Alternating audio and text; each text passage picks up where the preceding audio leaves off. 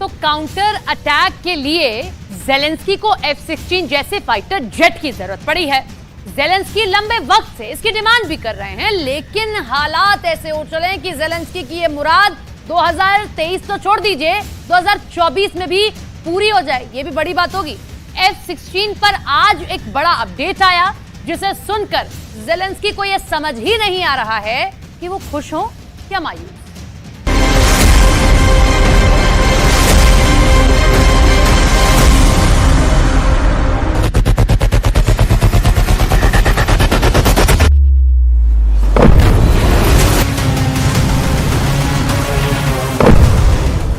Ukraine युद्ध के मैदान में अगर किसी हथियार की चर्चा सबसे ज्यादा हुई है तो वो है F-16।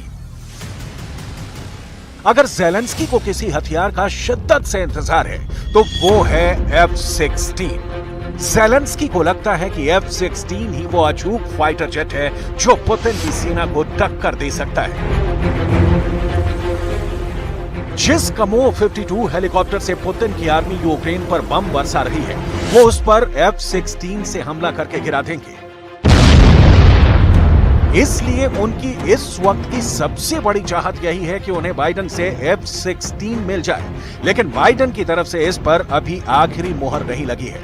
इस बात को ज़ेलेंस्की भी बखूबी समझ रहे हैं कि F-16 पर बाइडेन की चुप्पी ये बताने के लिए काफी है कि फिलहाल उन्हें इस फाइटर जेट के लिए इंतजार करना होगा, और ये इंतजार बहुत लंबा हो सकता है। लेकिन एक ऐसी रिपोर्ट आई जिसे सुनकर फिलहाल ज़ेलेंस्की खुश हैं, बहुत खुश। यूक्रेन के 8 पायलटों की इस महीने F-16 पर ट्रेनिंग शुरू हो सकती है।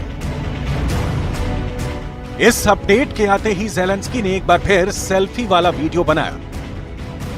एक बार फिर उन्होंने पुतिन और पूरी दुनिया से वही डिमांड कर डाली जो युद्ध शुरू होने के कुछ महीनों बाद से ही करते आ रहे हैं। लेकिन ये बात उन्हें खुद ही नहीं पता कि उनकी ये डिमांड कब पूरी होगी।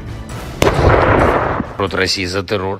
Зараз є й нові завдання для українських дипломатів залучати оборонні виробництва в Україну, техніки, гармат, снарядів, розширювати тренінгові місії для наших воїнів, забезпечити постачання F-16, далекобійні ракети для України.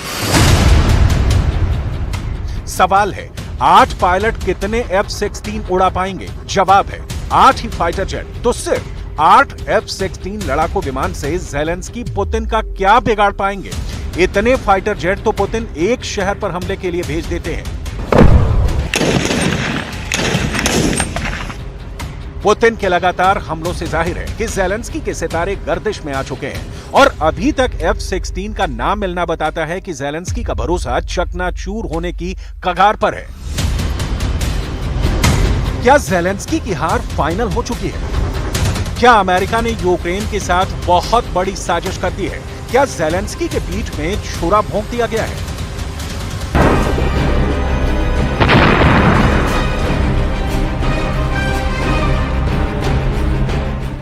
जुलाई में ज़ेलेंस्की को जो झटके लगे थे वो अगस्त में भी जारी है, और नाटो से खरी खरी सुनने के बाद ज़ेलेंस्की के लिए अमेरिका से बहुत बड़ी बैड न्यूज आई है।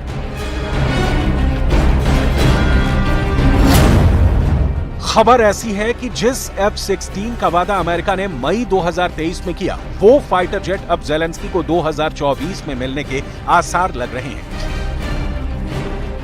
यानी ज़ेलेंस्की के पायलट इस जहाज से पुतिन पर हमला 2024 में ही कर पाएंगे। ये जानकर ज़ेलेंस्की के होश उड़ गए हैं। ज़ेलेंस्की को बाइडेन का वादा नजर आ रहा है जो अब खोखला साबित होता दिख रहा है।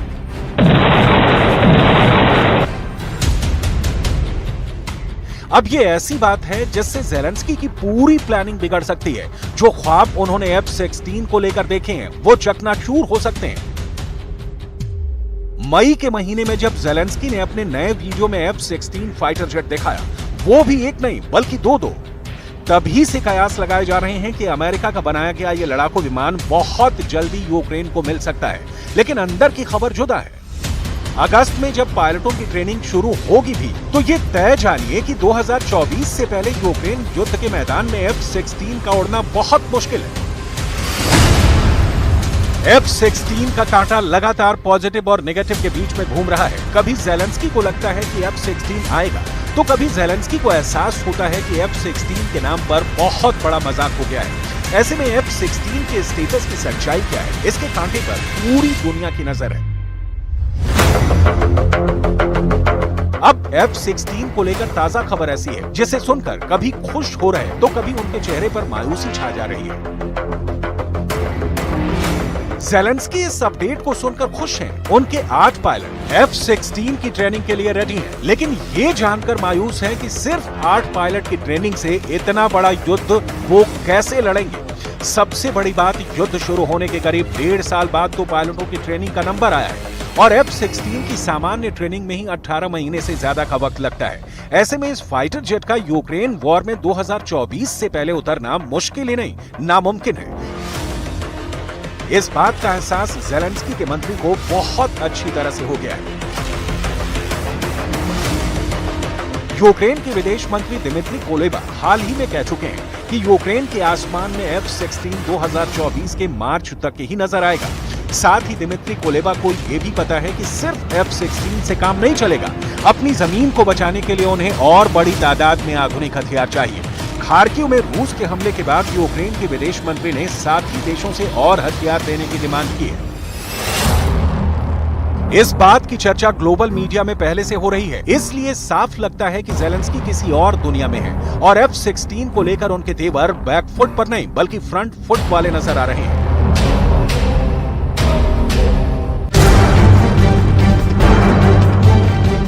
अब ऐसा क्यों है कि दुनिया का बहुत ही शानदार फाइटर जेट जो अमेरिका की कॉम्बैट एविएशन की इज्जत माना जाता है, उसे हासिल करने के लिए ज़ेलेंस्की को पापड़ बेलने पड़ रहे हैं। क्यों ज़ेलेंस्की के लिए F-16 एक ऐसा हथियार साबित हो रहा है जिसके नाम बड़े और दर्शन छोटे साबित हो रहे हैं? क्योंकि विमान को जल्दी हासिल करने से ज्यादा उसका फौरन इस्तेमाल करना ज़ेलेंस्की के बस की बात नहीं। ऐसा क्यों है, इसे समझना ज़ेलेंस्की के लिए भी बहुत जरूरी है, क्योंकि बड़ी बड़ी बातों से युद्ध नहीं जीते जाते। जंग में प्रैक्टिकल होना बहुत जरूरी है। इसलिए लड़ाकू विमान सप्लाई करने के ऐलान से लेकर उसे उड़ाने और दुश्मन को मार गिराने वाली दिक्कतों के बारे में जान लीजिए जो इस वक्त यूक्रेन के साथ है।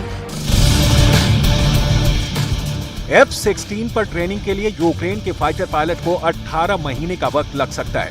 बेसिक ट्रेनिंग में भी 6 महीने लग जाते हैं। F-16 के रख रखाव के लिए यूक्रेन की एयरफोर्स को 5 से 6 महीने की ट्रेनिंग चाहिए। अमेरिका के एक्सपर्ट्स कह रहे हैं कि यूक्रेन के एयरबेस और उनकी हवाई पट्टियां इस स्तर की नहीं है कि वहां से F-16 ऑपरेट किया जा सके।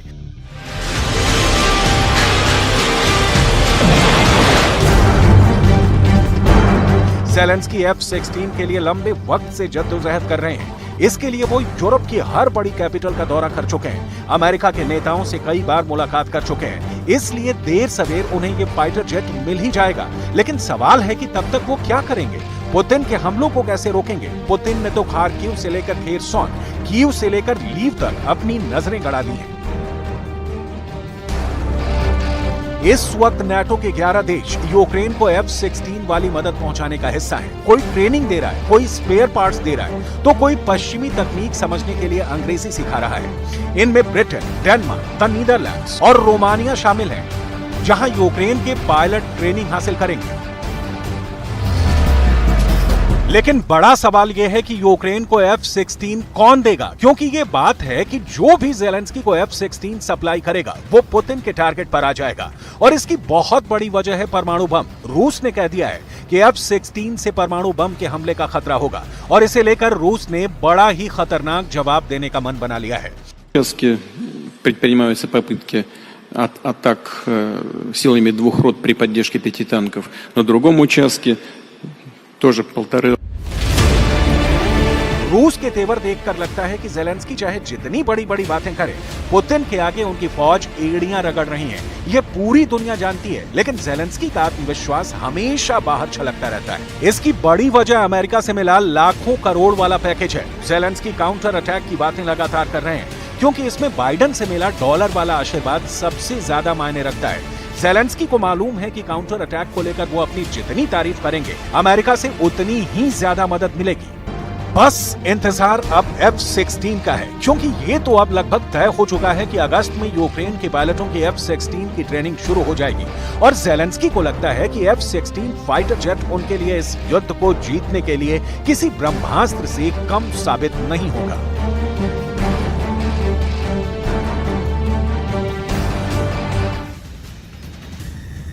इधर हैरानी की बात है कि ज़ेलेंस्की अब भी रट लगाए हुए हैं कि यूक्रेन की सेना कमजोर साबित नहीं